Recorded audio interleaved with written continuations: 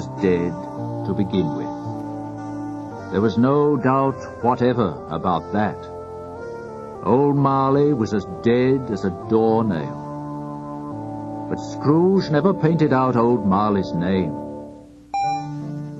Oh, but he was a tight-fisted hand at the grindstone, Scrooge. A squeezing, wrenching, grasping, scraping, clutching, covetous old sinner.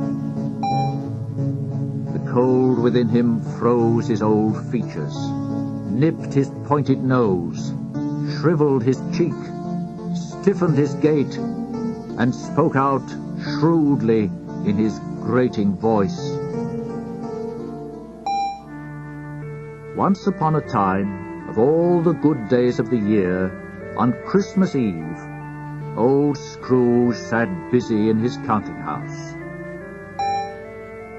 Quite suddenly, the door opened, and the cheerful voice of his nephew broke the icy silence. "A Merry Christmas, Uncle! God save you!" "Ah, humbug! Merry Christmas! What reason have you to be merry? You're poor enough." "What reason have you to be morose? You're rich enough." "If I could work my will, every idiot who goes about with Merry Christmas on his lips should be boiled in his own pudding and buried with a stake of holly in his heart." "Don't be angry, Uncle. Come dine with us tomorrow." "Nephew, keep Christmas in your own way, and let me keep it in mine." "I am sorry with all my heart to find you so resolute, but I'll keep my Christmas humour to the last. So, a Merry Christmas, Uncle." His nephew left the room without an angry word, and stopped at the outer door to bestow the greetings of the season on the clerk, Bob Cratchit, who returned them cordially.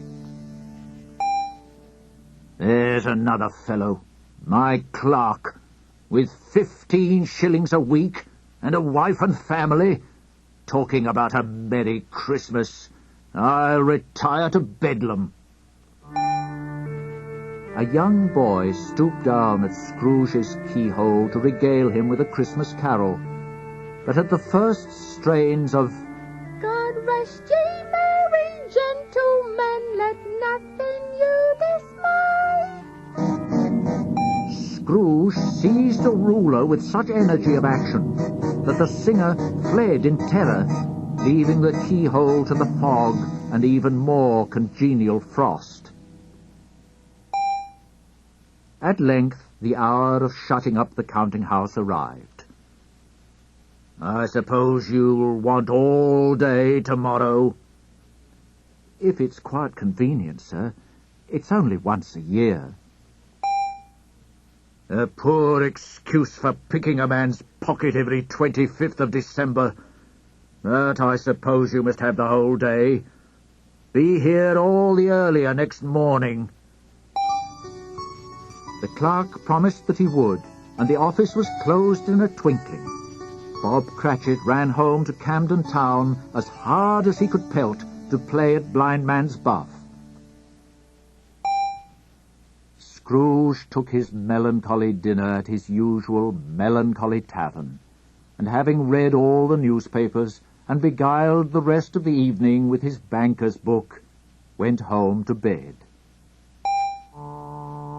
There was nothing particular about the knocker on the door of his old and dreary chambers, except that it was large, and that surely he had seen it night and morning during the whole of his residence. How, then, could any man explain that on this night what Scrooge saw was not the door-knocker, but Jacob Marley's face? After convincing himself that it was indeed only an illusion, he readied himself for bed and drew up to a low fire.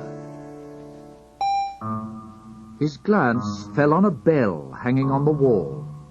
It was with great astonishment and with a strange, inexplicable dread that as he looked, this bell began to swing. It swung so softly at the outset that it scarcely made a sound, but soon it rang out loudly, and so did every bell in the house. The bells ceased, and were succeeded by a clanking noise deep down below, as if some person were dragging a heavy chain in the cellar. The cellar door flew open with a booming sound, and Scrooge heard the noise coming up the stairs and straight towards his door. Without a pause, it came on through the heavy door and passed into the room. Scrooge fell upon his knees and clasped his hands. "Mercy! Dreadful apparition! Who are you? Why do you trouble me?" "In life, I was your partner, Jacob Marley." The chain Marley wore was long and wound about him like a tail, and it was made of cash boxes and locks, ledgers and deeds, and heavy purses wrought in steel. "You are fettered. Tell me why." "I wear the chain I forged in life. I made it link by link, yard by yard. I girded it of my own free will, and of my own free will I wear it. Is its pattern strange to you? I am here tonight to warn you, Ebenezer, that you have a chance and hope of escaping my fate. You will be haunted by 3 spirits. Expect the first tomorrow when the bell tolls 1. Expect the second on the next night at the same hour. The third upon the next night when the last stroke of 12 has ceased to vibrate." As the spirit walked backward from him, he said, "Look to see me no more, and look that for your own sake you remember what has passed between us."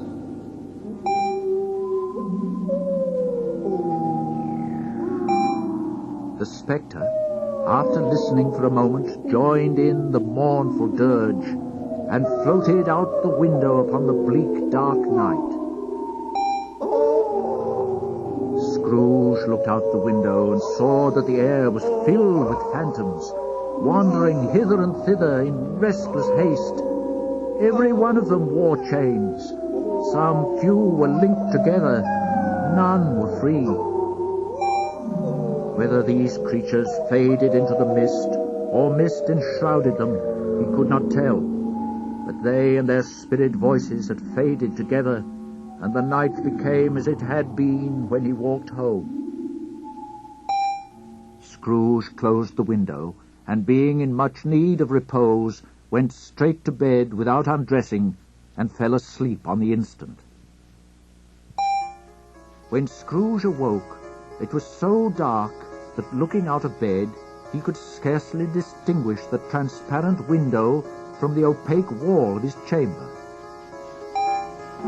As the hour bell sounded, lights flashed up in the room, and the curtains of his bed were instantly drawn aside by an unearthly hand. "Who and what are you?" "I am the ghost of Christmas past. Rise and walk with me." Scrooge rose, but finding that the spirit made towards the window, clasped its robe in supplication. "I am a mortal and liable to fall. Bear but a touch of my hand, and you shall be upheld." As these words were spoken, they passed through the wall and stood upon an open country road with fields on either hand. "Good heavens! I was bred in this place. I was a boy here." As he spoke, he was conscious of 1,000 thoughts of hopes, joys, and cares long forgotten. They walked along the road, passing many young schoolboys full of great spirits. The school is not quite deserted. A solitary child, neglected by his friends, is left there still. They soon approached the schoolhouse of red brick. They went inside, the ghost and Scrooge, and across the hall to a door at the back of the house. It opened before them and disclosed a long, bare, melancholy schoolroom. At one desk a lonely boy was reading near a feeble fire. Scrooge wept to see his poor, forgotten self as he had used to be. Poor boy. I wish... Only it's too late now. What is the matter? Nothing. There was a boy singing a Christmas carol at my door last night. I should like to have given him something, that's all. They left the school behind them and were now in the busy thoroughfare of a city at Christmas time. The ghost stopped at a certain warehouse door and asked Scrooge if he knew it. Know it? Wasn't I apprenticed here? They went in. At sight of an old gentleman seated behind a high desk, Scrooge cried in great excitement, Why, it's old Fezziwig! Bless his heart, it's Fezziwig, alive again! Old Fezziwig laid down his pen and looked up at the clock. Yo-ho there, Ebenezer, Dick, no more work tonight. Scrooge's former self, now grown a young man, came briskly in, accompanied by his fellow prentice. Dick Wilkins, to be sure. Bless me, yes, there he is. Clear away, my lads. Let's have lots of room here. In came a fiddler and made an orchestra of the lofty desk. And in came Mrs. Fezziwig and the three Miss Fezziwigs, beaming and lovable. In came all the employees of Mr. Fezziwig's business. There were dances and more dances, but the greatest effect of the evening came after the roast and boiled, when the fiddler struck up Sir Roger de Coverley. Then old Fezziwig stood out to dance with Mrs. Fezziwig.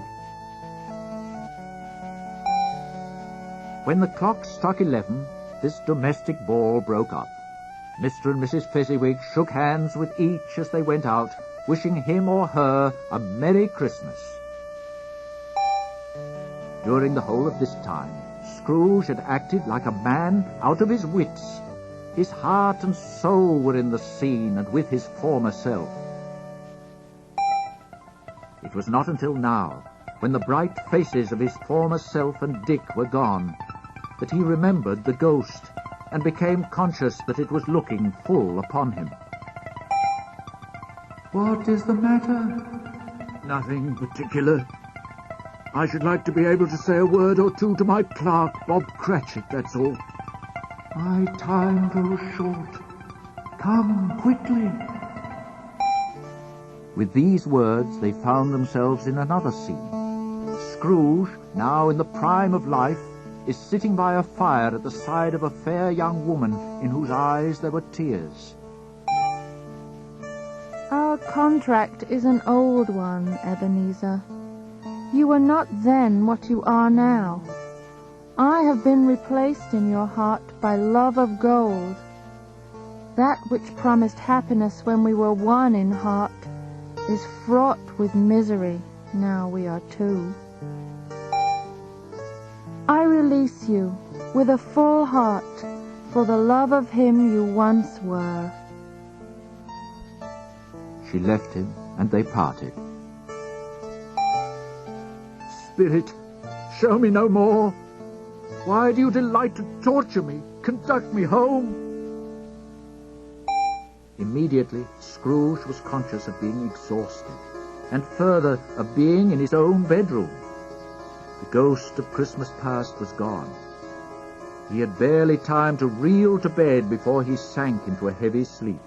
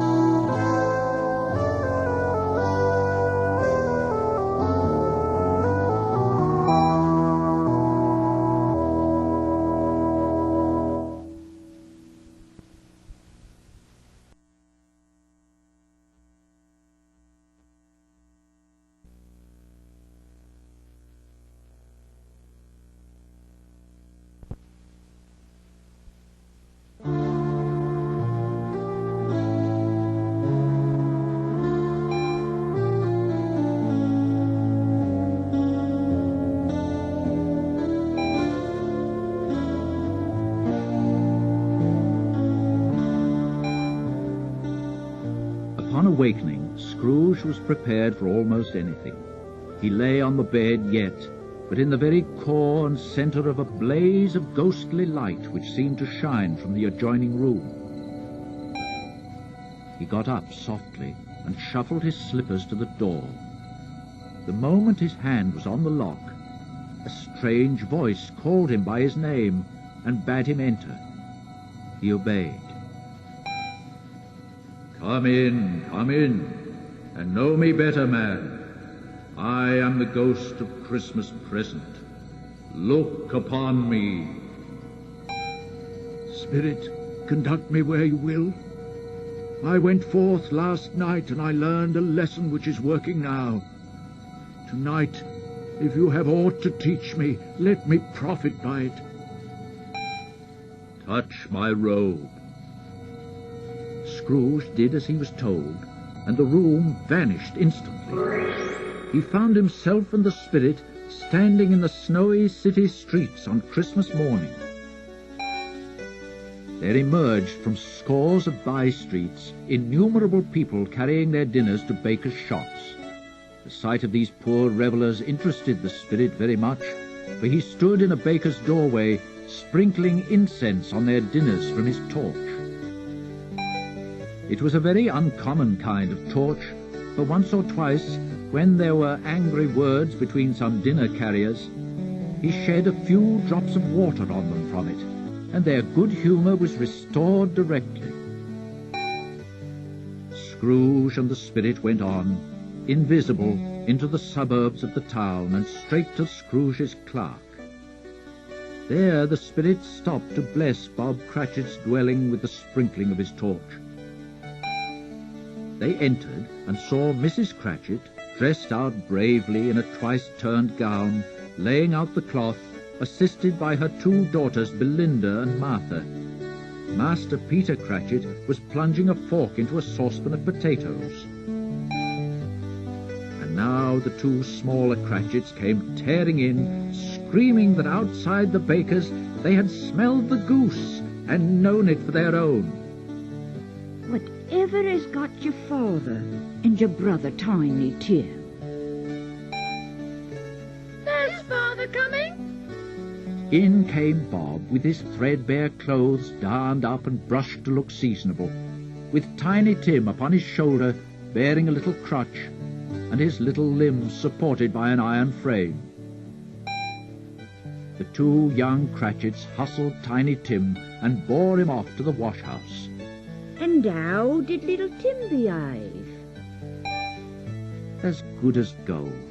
He told me coming home that he hoped the people saw him in church because he was a cripple, and it might be pleasant for them to remember on Christmas Day who made lame beggars walk and blind men see. His active little crutch was heard upon the floor, and back came Tiny Tim before another word was spoken, escorted by his brother and sister to his stool before the fire. Master Peter and the two ubiquitous young Cratchits went to fetch the goose, with which they soon returned in high procession. Such a bustle ensued that you might have thought a goose the rarest of all birds, and in truth it was something very like it in that house. The two young Cratchits set chairs for everybody, not forgetting themselves, and mounting guard upon their posts, crammed spoons into their mouths, lest they should shriek for goose before their turn came to be helped. At last the dishes were set and grace was said. "A Merry Christmas to us all, my dears. God bless us." God bless us, everyone. Spirit, tell me if Tiny Tim will live. I see a vacant seat in the poor chimney corner, and a crutch without an owner. If these shadows remain unaltered by the future, the child will die. No, no, no, kind spirit, say he will be spared. Mr. Scrooge, I give you Mr. Scrooge, the founder of the feast. "The founder of the feast, indeed. I wish I had him here. I'd give 'em a piece of my mind to feast upon. My dear, the children, Christmas Day. I'll drink his health for your sake and the day's, not for his. Long life to 'em. A Merry Christmas. The children drank the toast after her, but it was the first of the proceedings that had no heartiness in it. The mention of Scrooge's name cast a dark shadow on the party. By this time it was getting dark, and snowing pretty heavily as Scrooge and the Spirit left the Cratchit home and went along the streets. The brightness of the roaring fires in kitchens, parlours, and all sorts of rooms was wonderful. And now, without a word of warning from the Spirit, Scrooge found himself in a bright, dry, gleaming room. Right before him stood his nephew, surrounded by many friends, both young and old. "Ha, ha! He said that Christmas was a humbug, as I live. He believed it, too." All the gathered party laughed gaily at this remark. I have no patience with him. "Oh, I have. I'm sorry for him. Who suffers from his ill whims? Himself, always. Here he takes it into his head to dislike us. What's the consequence? He loses some pleasant moments which would do him no harm. I mean to give him the same chance every year, whether he likes it or not, for I pity him." The whole scene passed off in the breath of the last words spoken by Scrooge's nephew, and he and the Spirit were again upon their travels. It was a long night, and it was strange, too, that while Scrooge remained unaltered in his outward form, the ghost grew older, clearly older. "Are spirits' lives so short? My life upon this globe is very brief. It ends tonight at midnight. We must haste. The time is drawing near. Forgive me if I am not justified in what I ask, but I see something strange protruding from your skirts. Is it a foot or a claw? Oh, man, look here, look down here." From the foldings of its robe it brought 2 children, frightful, wretched, hideous, and miserable. "Spirit, are they yours?" "They are man's, and they cling to me, appealing from their fathers. This boy is ignorance, this girl is want. Beware them both. But beware most of all this boy, for on his brow I see that written which is doom, unless the writing be erased." Scrooge looked about him for the ghost, and saw it not. As the last stroke of midnight ceased to vibrate, he remembered the prediction of old Jacob Marley. And lifting up his eyes, Scrooge beheld a solemn phantom coming, like a mist along the ground, toward him. The phantom slowly, gravely, silently approached. Its mysterious presence filled Scrooge with a solemn dread. "Am I in the presence of the ghost of Christmas yet to come?" The Spirit answered not, but pointed onward with its hand. "Lead on. The night is waning fast, and it is precious time to me, I know. Lead on, Spirit." They scarcely seemed to enter the city, for the city seemed rather to spring up about them. But there they were, among the merchants who hurried up and down, chinking the money in their pockets and conversing in groups. The Spirit stopped beside one little knot of businessmen. Observing that the phantom's hand was pointed to them, Scrooge advanced to listen to their talk. "No, I don't know much about it. I only know he's dead." "What had he done with his money?" I haven't heard. He hasn't left it to me, that's all I know. It's likely to be a very cheap funeral, for upon my life I don't know of anybody to go to it. Speakers and listeners strolled away, and Scrooge looked at the spirit for an explanation. But the phantom just glided on to another street. The whole quarter reeked of crime, of filth, and of misery. Scrooge and the phantom came to a beetling shop, into which an old woman had just carried a bundle. "What do you call this? Bed curtains? You mean to say that you took 'em down, rings and all, with him lying dead there? And his blankets?" Yes, I did. He isn't likely to take cold without 'em, I dare say. And his shirt, too, vest he owned. They'd have buried him in it if it weren't for me. Took it right off him. Calico'd do for him. He can't look uglier than he did in that one. Scrooge listened to the dialogue in horror. "Spirit, I see.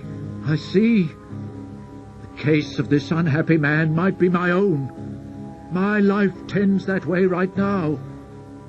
Merciful heavens, what is this?"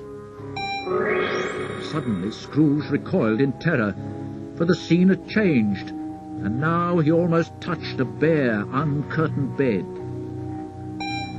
A pale light fell straight upon the plundered and bereft, unwatched, unwept, uncared-for body of a man beneath a ragged sheet. Scrooge glanced at the phantom. Its steady hand was pointed to the head. Scrooge longed to disclose the face, but had no more power to withdraw the veil than to dismiss the spectre at his side. "Spirit, this is a fearful place. In leaving it, I shall not leave its lesson, trust me. Let us go. Let me see some tenderness connected with this death, or this dark chamber will be forever present to me." Again they were off. The ghost conducted him through several streets familiar to his feet, and as they went along, Scrooge looked here and there to find his own image, but nowhere was he to be seen. They entered poor Bob Cratchit's home, and found the mother and the children seated round the fire, but surely they were very quiet. It must be near time for your father to come home. Past it, rather, but I think he has walked a little slower than he used these last few evenings, Mother. I've known him to walk very fast with Tiny Tim upon his shoulder. Very fast indeed. There's your father at the door now. Now, with Tiny Tim gone, however and whenever we part from one another, I'm sure none of us will forget Tiny Tim, or this first parting there was amongst us. I know that when we recollect how patient and how mild he was, we shall not quarrel easily among ourselves. Spectre, something informs me that our parting moment is at hand. Tell me what man that was we saw lying dead. The spirit conveyed him to a churchyard, and standing among the graves, pointed down to one. Before I draw nearer to that stone to which you point, answer me one question. Are these the shadows of things that will be, or are they shadows of the things that may be only? Still the ghost pointed downward to the grave by which it stood. Following the finger, Scrooge read upon the stone of the neglected grave his own name, Ebenezer Scrooge. Spirit, am I the man who lay upon the bed? No, Oh, no, Spirit, I am not the man I was. I will honour Christmas in my heart, and try to keep it all the year. I will not forget the lessons the spirits teach. Say I may sponge away the writing on this stone. Holding up his hands in a last prayer, he saw an alteration in the phantom's hood and dress. It shrunk, collapsed, and dwindled down into a bedpost. Yes, and the bedpost was his own. The bed was his own. The room was his own. Best and happiest of all, the time before him was his own, to make amends in. I will live in the past, present, and the future. The shadows of the things that would have been may be dispelled. They will be. I know they will. Running to the window, he opened it and put out his head. "What's today?" he called to a boy below in his Sunday clothes. Today? Why, Christmas Day! It's Christmas Day. I haven't missed it. The spirits have done it all in one night. Hello, my fine fellow. Do you know the poulterers in the next street? I should hope I did. Go and buy that prize turkey they have hanging in the window, and tell them to bring it here. Come back in less than 5 minutes. I'll give you half a crown. The boy was off like a shot. I'll send it to Bob Cratchit's. He shan't know who sent it. It's twice the size of Tiny Tim. He dressed himself in all his best, and at last got out into the streets. He looked so irresistibly pleasant that 3 or 4 good-humoured fellows said, "A Merry Christmas to you, sir," and he returned their greetings forthwith. He went to church and walked about the streets, and finally turned his steps towards his nephew's door. He passed it a dozen times before he had the courage to go up and knock, but he made a dash and did it. "Fred, it's I, your Uncle Scrooge. I've come to dinner. Will you let me in, Fred?" It's a mercy Fred didn't shake his arm off, but he welcomed him, and Scrooge was at home in 5 minutes. Nothing could be heartier. But he was at the office early next morning. If he could only be there first, ahead of Bob Cratchit, to catch him coming late, that was the thing he had set his heart upon. And he did it. Yes, he did it. Bob was full 18.5 minutes behind his time when he opened the door as if to overtake 9 o'clock. "Hello? What do you mean by coming here at this time of day?" "It's only once a year, sir. It shall not be repeated." "Now, I'll tell you what, my friend. I'm not going to stand this sort of thing any longer. And therefore, I'm about to raise your salary. A Merry Christmas, Bob. I'll raise your salary and endeavour to assist your struggling family." Scrooge was better than his word. He did it all, and infinitely more. And to Tiny Tim, who did not die, he was a second father. He became as good a friend, as good a master, as good a man as the good old city knew. He had no further intercourse with the spirits, but lived on the total abstinence principle ever afterwards. And it was always said of Ebenezer Scrooge that he knew how to keep Christmas well, if any man alive possessed the knowledge.